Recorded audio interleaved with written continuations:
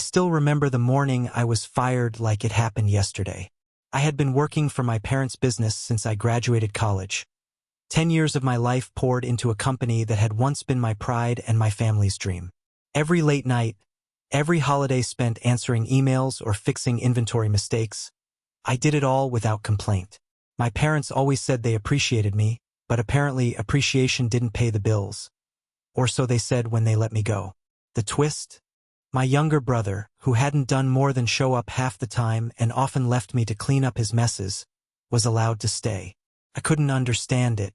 I had been the one turning their business around during slow seasons, renegotiating contracts, and even personally training new employees. My efforts had kept us afloat when things got rough.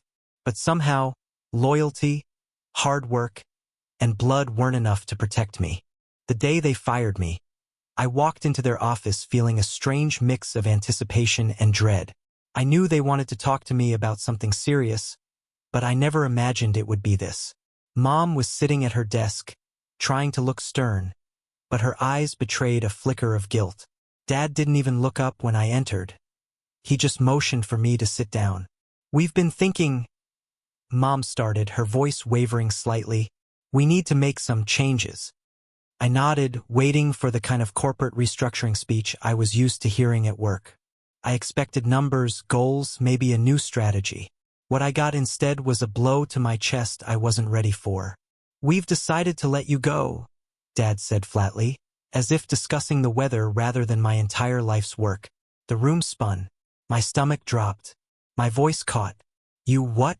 Why? I've been here 10 years. Built this company alongside you. Kept it alive." "It's about the future," Mom interrupted.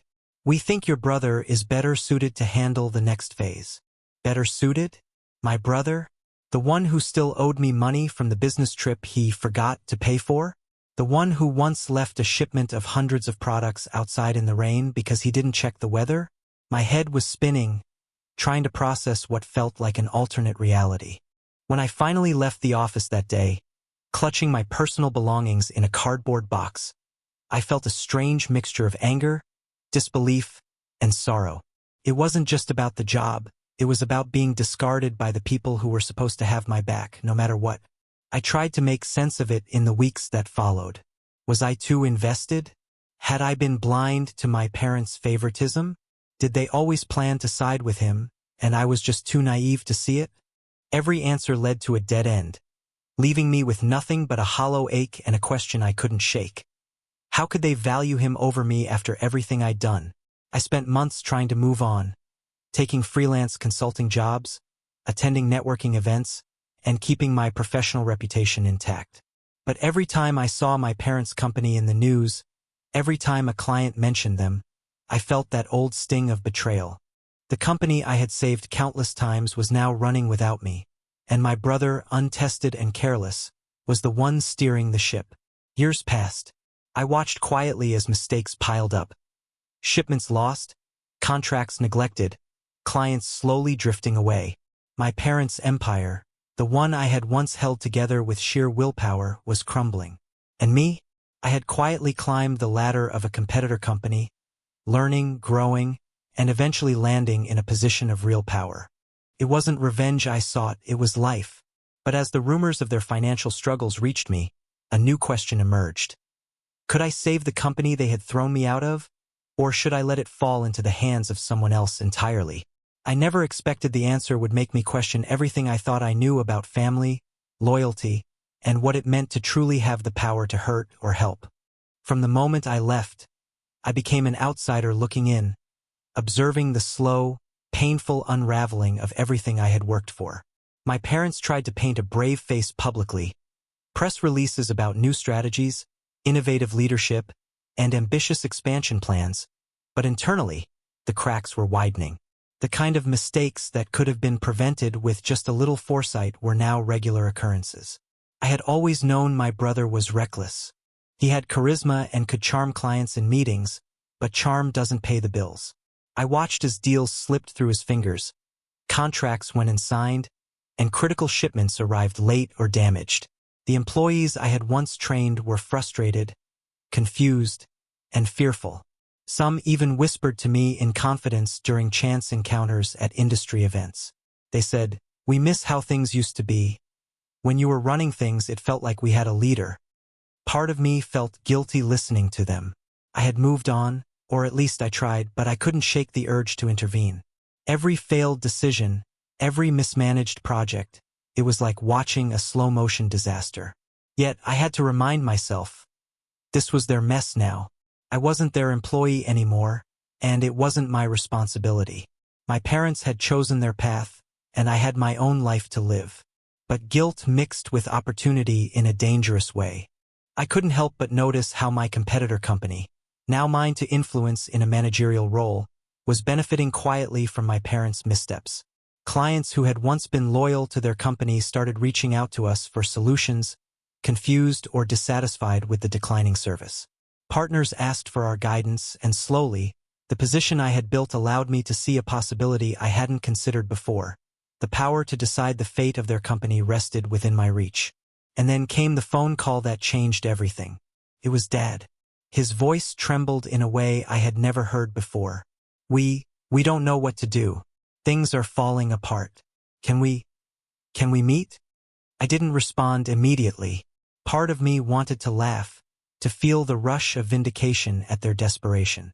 But another, quieter part, the one that had genuinely loved the company and poured my soul into it, felt a pang of sorrow. This was the same man who had let me go without a second thought. The same woman who had chosen my brother over me. "Meet where?" I finally asked, my voice carefully neutral. "Your office. Tomorrow morning," he said. I hung up, my mind spinning. I had imagined this moment countless times, but in reality, it was stranger than I ever expected. I could choose to help, to step in and save the company that had been my life's work. Or I could let it collapse, let my parents face the consequences of their choices, and possibly let my competitor company, which I now had significant control over, take over entirely. Sleep didn't come that night. I paced my apartment, my thoughts a tangled mess of betrayal, loyalty, and opportunity. I could see all the what-ifs. What if I forgave them and saved the business? Would that make me a hero, or would it make me a fool? What if I let it fall into my hands, or my company's hands? Would that be justice or revenge? By morning, I realized one thing. The decision wasn't just about business. It was about family, and about the power dynamics that had defined my life for a decade. It was about proving or disproving what they valued, and whether blood alone could dictate loyalty and trust. I walked into the office that day with a calm exterior but a storm raging inside. My parents were already there, desperate faces painted with forced smiles. They didn't yet know that I was no longer just their child or former employee. I was someone who held leverage, someone who could decide their fate with the stroke of a pen. And in that quiet, tension-filled morning, I understood that the real question wasn't whether I would save the company. It was whether I could ever trust them again. The morning felt heavier than usual. I arrived early, intentionally, to watch them squirm in the waiting room of my office. My parents had always been confident, perhaps too confident, but today their usual composure was gone. Dad fidgeted with his tie, and Mom kept glancing nervously at the clock, as if time itself were working against them. When they walked into my office, I greeted them warmly, a thin veil over the emotions churning beneath. "Good morning," I said, leaning casually against my desk. "I'm glad you called." Mom's voice was strained. We need your advice.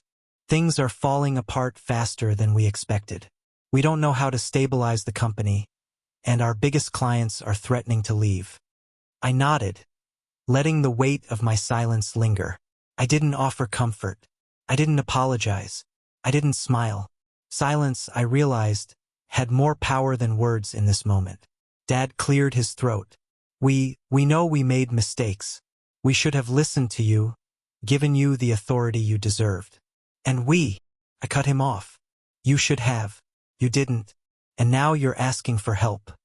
Their eyes met mine, a mixture of guilt, fear, and hope. I wanted to tell them that the situation was entirely their doing, that my brother was unequipped and that their empire was unraveling because they had chosen poorly. But I held back. I let them feel the tension, the realization that the tables had turned. Mom finally spoke, almost pleading. Please, we don't expect you to take over, but your insight, your guidance could save the company. We're willing to do whatever it takes. I studied them for a long moment. I remembered the countless nights I had stayed late, the endless weekends sacrificed, the personal milestones postponed because the company needed me. And I thought about my brother, who was out of his depth, and about the employees struggling to stay afloat under incompetent management. You're asking me to step in and fix what you broke, I said. And you expect me to do it without any guarantees? Without even acknowledging what you put me through? Dad's eyes were glistening now. We acknowledge it. We were wrong. We let favoritism cloud our judgment. Please, we're asking for your help. I leaned back in my chair, feeling a rush of power and, oddly, clarity. This wasn't about revenge, I told myself, it was about choice. I could save them, I could rescue the company, or I could let it fall, letting my competitor, my own company, take control. The decision was mine, and for the first time in years, I felt the full weight of it. But the longer I sat there, the more I realized something else. My parents weren't just desperate, they were fragile. The people who had once made decisions for me, who had fired me without hesitation, were now vulnerable, dependent, and unsure. They were no longer in control, and the balance of power had shifted irrevocably. I wanted to test them, to see how much they truly understood the consequences of their choices. Tell me, I said, voice calm but sharp. Why should I even consider helping you? Why should I put myself through all of this again? Mom swallowed hard. Because we're family, and because we need you. I smiled faintly, but it didn't reach my eyes. Family. They had thrown me aside once, chosen my brother over me, and yet, here they were, appealing to that same bond they had broken. Could family really justify loyalty when trust had been shattered? I knew the real battle hadn't started yet. This meeting was only the opening move in a game far larger than them, me, or even the company.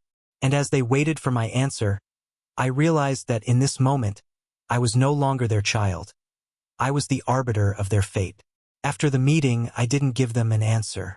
I walked them to the door with a polite nod, and once they left, I closed the office door behind me and sank into my chair. The quiet hum of the air conditioner was the only sound in the room, but my mind was racing. Every scenario, every possible consequence played out in rapid succession. This wasn't just about saving a company, it was about control, power, and finally deciding the terms on which I would interact with my parents again. I opened my laptop and started reviewing their financials. Public reports, insider news, leaks from mutual contacts. I had gathered every piece of data I could find. Their revenue had dropped sharply over the last 2 quarters. Their client retention rate was declining, and my brother's mismanagement of logistics had cost them millions in lost contracts. I could feel a faint thrill in the precision of it all. Years of experience, knowledge, and expertise now gave me an advantage they could never anticipate. Then came the human element. Employees who had once respected me now whispered when they saw me at industry events. Some reached out discreetly, hinting at frustrations and concerns about leadership. Their loyalty hadn't faded, they just didn't know how much power I now wielded over the situation. I had the potential not only to influence outcomes but to shape the future entirely according to my terms. I spent days weighing every option. Option 1. Step in, help them recover, and maybe restore some semblance of goodwill. It would require forgiveness, effort, and a level of trust one wasn't sure I could muster. Option 2. Stand back, let the company continue its downward spiral, and eventually absorb key assets into my own organization, strengthening my position while allowing them to experience the consequences of their choices. The logic of option 2 was ruthless, but undeniably powerful. And yet, even as I analyzed it objectively, emotions seeped in. Anger, betrayal, resentment. They all demanded recognition. They had fired me.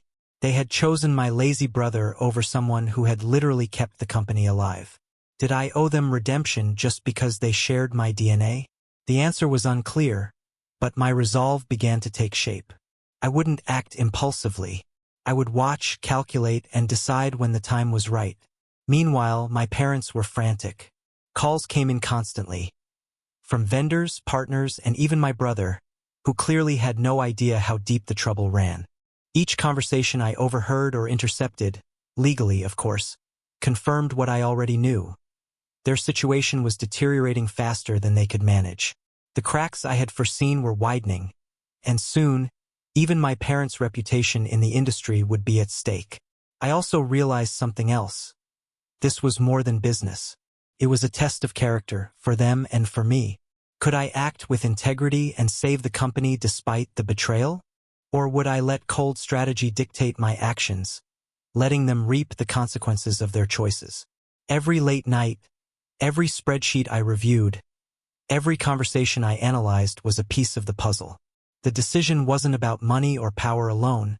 It was about defining my own standards and whether I would let the past dictate my morality. By the end of the week, I had formulated a plan. I would let them reach a critical breaking point where their mistakes and my absence became impossible to ignore. Then I would intervene, but only on my terms. I would set the rules, define the boundaries, and ensure that their appeal to family could not manipulate me again. In that moment, I finally felt the thrill of control. The years of loyalty they had ignored now gave me leverage, and I intended to use it deliberately. And as I closed my laptop, the weight of the decision settled in. There was no turning back. The next moves would not just determine the fate of a company. They would define the relationships, trust, and authority between me and the people who had once claimed to be my family. For the first time in a decade, I wasn't just reacting to their choices, I was dictating the terms of the game. By the following week, I had laid out a plan that balanced patience, observation, and subtle influence. I wasn't rushing to act. This was a game of timing. Every error, every misstep by my parents or my brother would build the case for me to step in, but only when I had full leverage. I knew that if I intervened too early, I would be doing their work for them. Too late, and the damage could be irreversible. Precision was key. The first step was information. I quietly monitored every development, every financial slip, every client complaint.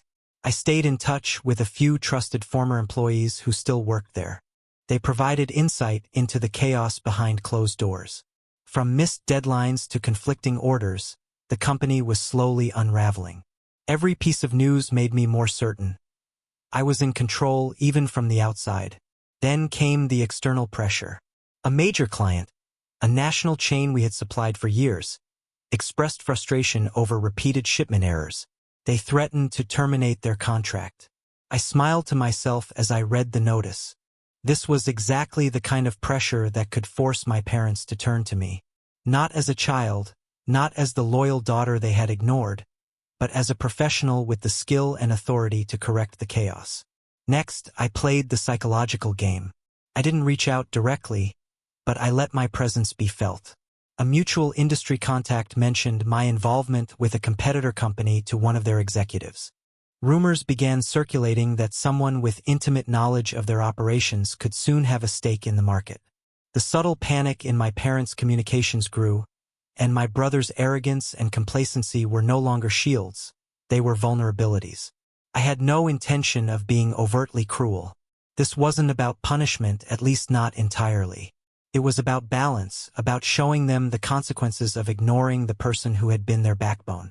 They had made their choices, and now they would have to live with them. Every night, I mapped out my strategy on paper. Timelines, points of intervention, negotiations. I treated it like a chess game, and I was 3 moves ahead. My parents had unknowingly cornered themselves. Each desperate call, each panicked email, only confirmed that the trap was closing.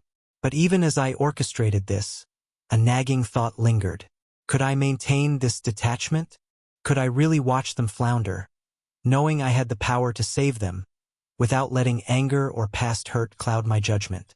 The moral weight of inaction pressed down on me, yet I reminded myself of one crucial fact. They had fired me, dismissed my dedication, and placed loyalty elsewhere. Family, in their eyes, had limits, and I was no longer bound by them. The turning point came during a midweek financial review. Reports showed an alarming decline in revenue, millions lost in just 3 months. I sat back, analyzing the data with cold precision. If they approached me now, I could set the terms.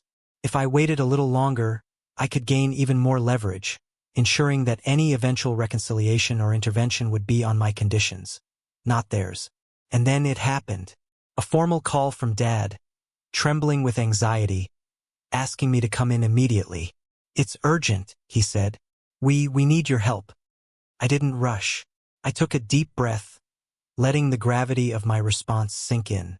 This was the moment I had been waiting for. The moment where years of loyalty, betrayal, and careful observation converged. I could step in and save the company, but on my terms, or I could let them face the consequences of their choices. For the first time in a decade, I wasn't just reacting to their decisions. I was controlling the narrative, dictating the terms, and finally wielding the power that had always been denied to me. The meeting would happen tomorrow, and when it did, nothing would ever be the same. The next morning, I arrived at my office with a calm exterior, but inside, every nerve was alert. I knew that today everything would change. When my parents walked in, I noticed the subtle difference in their posture. The tension, the unease, the recognition that they were no longer in control. My brother wasn't there yet, but I didn't need him to be. The dynamic had already shifted. I gestured for them to sit. "You called me here," I said evenly. "Let's discuss what you need." Dad fidgeted. Mom avoided my gaze. We need your guidance, your expertise. We're willing to accept any conditions you set. Please, we're desperate." I leaned back, letting the silence stretch. Power, I realized, wasn't just about contracts or finances. It was about perception, about showing them that they were dependent on someone they had once dismissed. The look on their faces told me they understood that now. "Let me be clear," I began, my tone steady and deliberate. "I can help you, but there are terms, conditions that must be met for this company to survive, and for me to even consider intervening." Mom's eyes widened. "Anything. We'll do anything." I let that statement hang for a moment. "Firstly," I said, "I will have full authority over operations without interference. No more favoritism. No more ignoring expertise. Decisions will be based on merit, not family ties. Secondly, I will have access to all financials, every contract, every employee record. Transparency is non-negotiable. Thirdly, my brother will have clearly defined responsibilities, but under my supervision. His decisions will require approval, and I will hold the final say." Dad swallowed hard. "And what about us?" I fixed him with a steady gaze. "You will retain your ownership stake, but control is not ownership. You will follow my directives. No exceptions. Any failure to comply will result in me stepping away and allowing the company to fail, or integrating it into my own organization." The room went silent. They had expected guidance, maybe a soft hand to help them correct course. They hadn't expected terms that sounded almost punitive, but fair. After all, I had been the one left out, discarded, and yet I was offering a chance for redemption, but only on my conditions. Mom's voice shook. We understand. We'll follow your guidance. We trust your judgment." Trust. That word felt ironic coming from them. They had discarded me once, assumed I would always forgive, always return. But now trust had a price, and they were paying it. I continued, laying out the operational plan I had developed in secret over the past weeks. Restructuring key departments, renegotiating contracts, addressing client complaints, and streamlining logistics. Every point had a timeline, a measurable goal, and clear consequences. I watched as they absorbed the details, their faces betraying the realization that the company's survival depended entirely on me, and my willingness to lead them back from the brink. For the first time in years, I felt a mixture of control and cautious hope. This wasn't just about proving a point. It was about reclaiming what I had built, ensuring that my years of dedication were finally acknowledged, and that the business I had saved countless times wouldn't collapse under incompetence again. Yet beneath all of that, a subtle moral tension lingered. Could I maintain fairness while wielding absolute authority over my parents? Could I balance justice and mercy? Or would my decisions veer into vengeance disguised as pragmatism? The answers weren't clear, but for now I had established the terms. They had no choice but to follow them. And as I watched the mixture of fear and reluctant respect in their eyes, I realized something. The power dynamic had shifted irrevocably. I was no longer the child who had been discarded. I was the force they needed to survive, and that realization was intoxicating. The first week of control was surreal.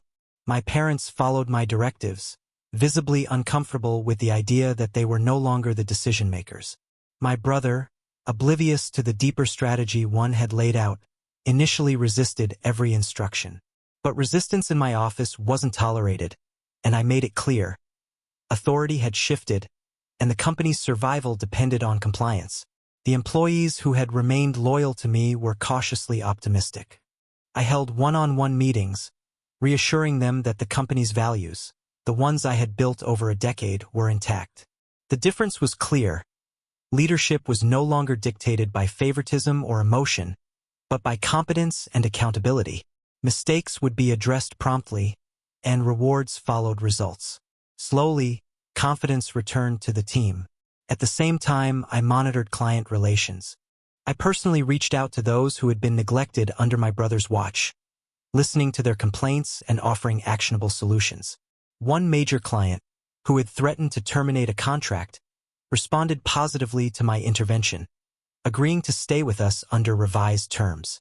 Every step I took strengthened my leverage. Not only was I proving my parents' misjudgment, I was consolidating trust within the company and the industry. The tension with my brother reached its peak during a logistics review. He openly questioned one of my directives. "This will slow down delivery times. Clients won't be happy," he argued, attempting to assert authority he no longer had. I looked at him calmly.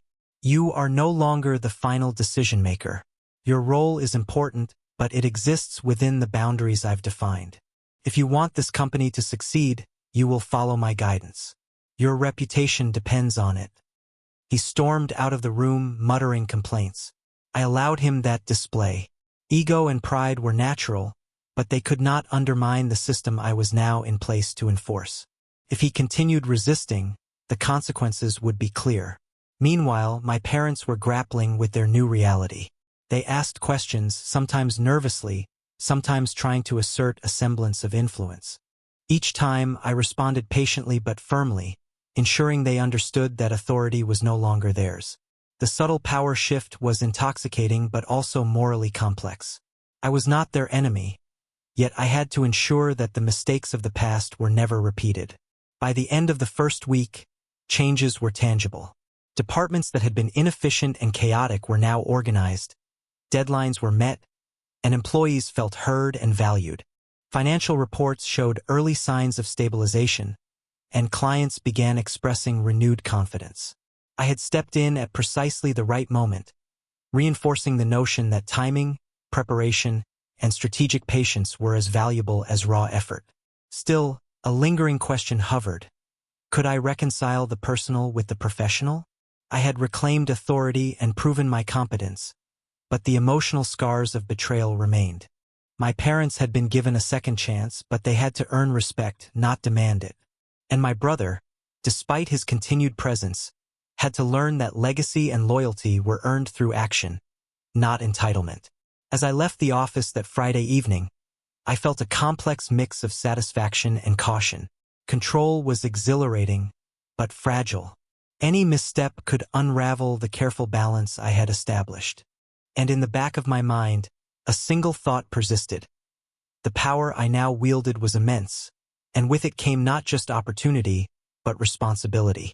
For the first time, I wasn't just saving a company. I was redefining relationships, rewriting family dynamics, and proving, through deliberate action, that loyalty and competence deserved recognition, no matter the personal cost. The next morning, I arrived at my office with a calm exterior, but inside, every nerve was alert. I knew that today everything would change. When my parents walked in, I noticed the subtle difference in their posture. The tension, the unease, the recognition that they were no longer in control. My brother wasn't there yet, but I didn't need him to be. The dynamic had already shifted.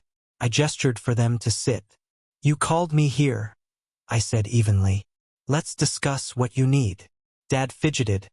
Mom avoided my gaze. We need your guidance, your expertise. We're willing to accept any conditions you set. Please, we're desperate. I leaned back, letting the silence stretch. Power, I realized, wasn't just about contracts or finances. It was about perception, about showing them that they were dependent on someone they had once dismissed.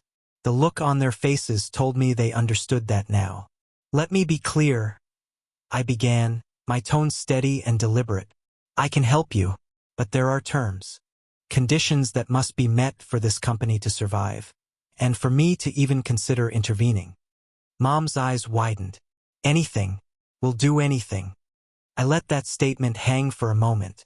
Firstly, I said, I will have full authority over operations without interference. No more favoritism. No more ignoring expertise. Decisions will be based on merit, not family ties. Secondly, I will have access to all financials, every contract, every employee record. Transparency is non-negotiable. Thirdly, my brother will have clearly defined responsibilities, but under my supervision. His decisions will require approval, and I will hold the final say. Dad swallowed hard. And what about us? I fixed him with a steady gaze. You will retain your ownership stake, but control is not ownership. You will follow my directives. No exceptions. Any failure to comply will result in me stepping away and allowing the company to fail, or integrating it into my own organization. The room went silent. They had expected guidance, maybe a soft hand to help them correct course. They hadn't expected terms that sounded almost punitive but fair. After all, I had been the one left out, discarded, and yet I was offering a chance for redemption, but only on my conditions. Mom's voice shook. We understand. We'll follow your guidance. We trust your judgment.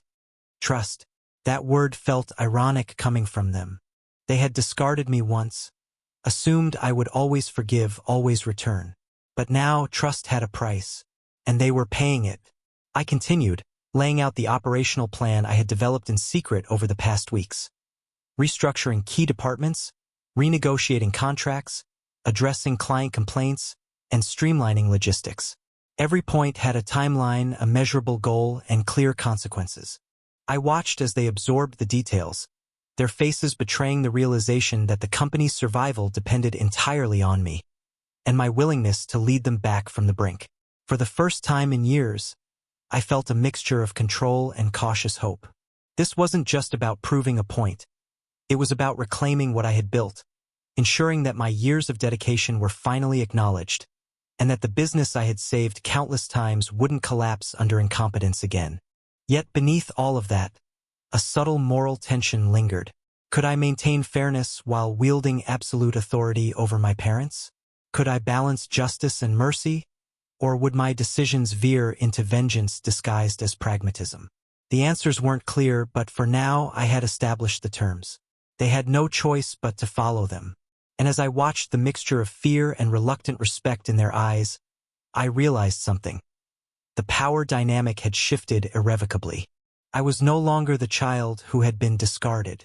I was the force they needed to survive, and that realization was intoxicating. By the time the company had stabilized under my leadership, the situation reached a critical crossroads.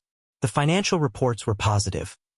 Revenue was recovering, client confidence was returning, and operations were running smoother than ever. On paper, it seemed like I had achieved what many considered impossible. But in reality, the emotional and ethical stakes had never been higher. My parents approached me one evening, their faces weary but hopeful. "We've seen what you've done," Mom said softly. "The company is thriving. You've saved it. But can you save us? Can we fully recover from everything?" Dad nodded, his eyes pleading.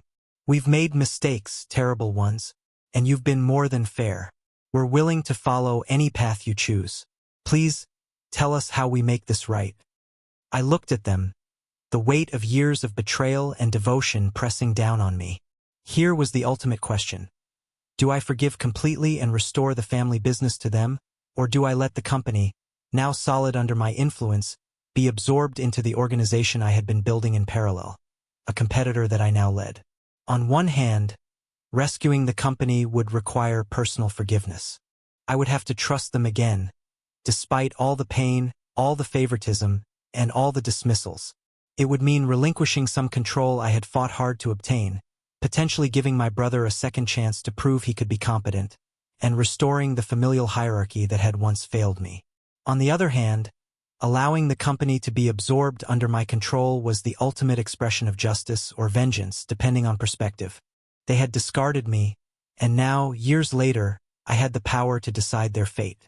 I could ensure that the company's assets, its reputation, and its client base would benefit the people who valued dedication and skill, not favoritism or complacency. But it would hurt them personally, forcing them to confront the consequences of their choices. I walked the office late at night, staring at the city skyline through the glass windows. The hum of the computers and the faint murmur of remaining employees created an oddly peaceful background. I thought of every late night I had spent fixing mistakes, every personal sacrifice, every moment when loyalty had been met with disregard. And I realized, my decision wasn't just about business.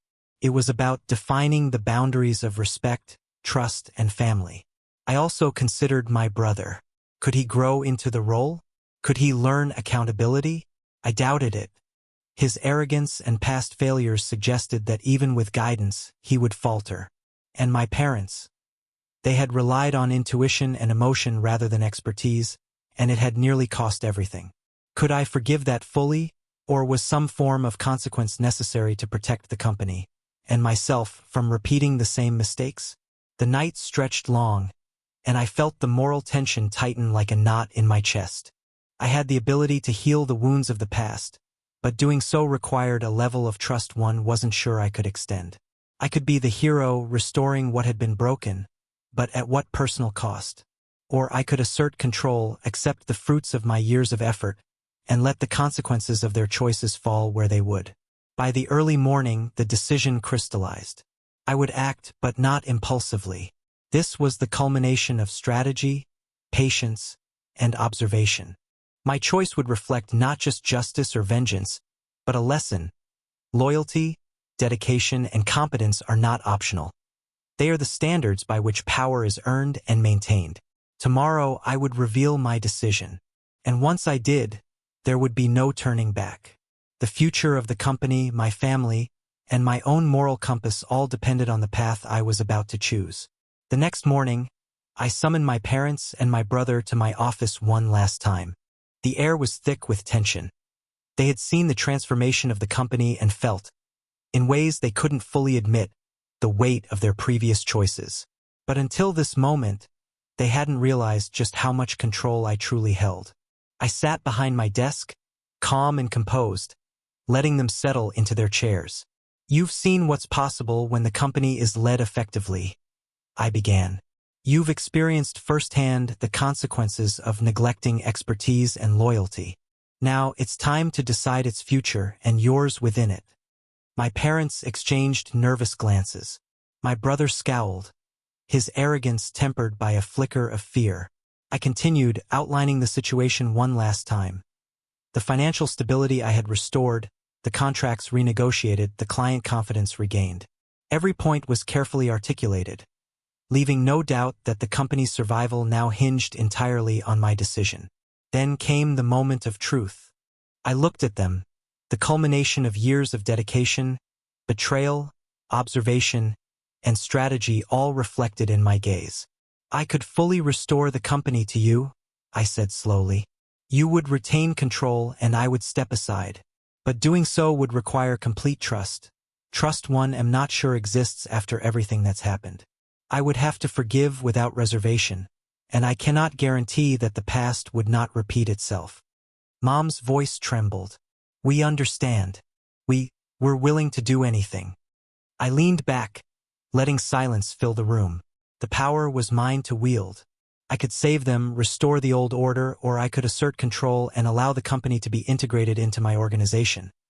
A move that would secure its future but leave them confronting the consequences of their past decisions. Finally, I spoke. "I've made my choice. The company will be absorbed into my organization. You will retain ownership of certain assets and positions, but control will now rest with those who value competence and dedication. My terms will ensure stability, accountability, and protection for employees and clients alike. This is not vengeance, it is consequence. You chose to discard loyalty once. Now, the company's survival depends on recognizing the value of skill, not sentiment. The room went silent. My brother's jaw tightened, his bravado shattered. My parents' faces fell, a mixture of shock, hurt, and reluctant understanding. I didn't soften my tone. I had thought long and hard about this, and though the decision weighed heavily on me, it was necessary. The business and my own principles could not be compromised. Over the next weeks, I oversaw the integration of their company into mine. Employees adjusted to the new leadership structure, client confidence stabilized, and the financials strengthened. My parents learned, painfully, that respect and authority are earned through competence and dedication, not heritage or sentiment. My brother faced the reality that charm alone does not secure success. And me, I felt a complex mix of satisfaction, relief, and lingering sorrow. I had exercised power, enforced consequence, and reclaimed what I had built. Yet the emotional cost was profound. Family ties were altered irrevocably, trust had been tested beyond repair, and the person I once was, the loyal child, had evolved into someone capable of making decisions that balanced justice, pragmatism, and morality. In the end, I wasn't the hero or the villain. I was the arbiter, the one who had held the scales and made the choice. The company survived, employees thrived, and I had proven to myself that loyalty and competence are not optional. They are the foundations upon which leadership must stand. And as I looked out over the city from my office, I realized that sometimes the hardest decisions are the ones that define not just a business, but the person you become in the process.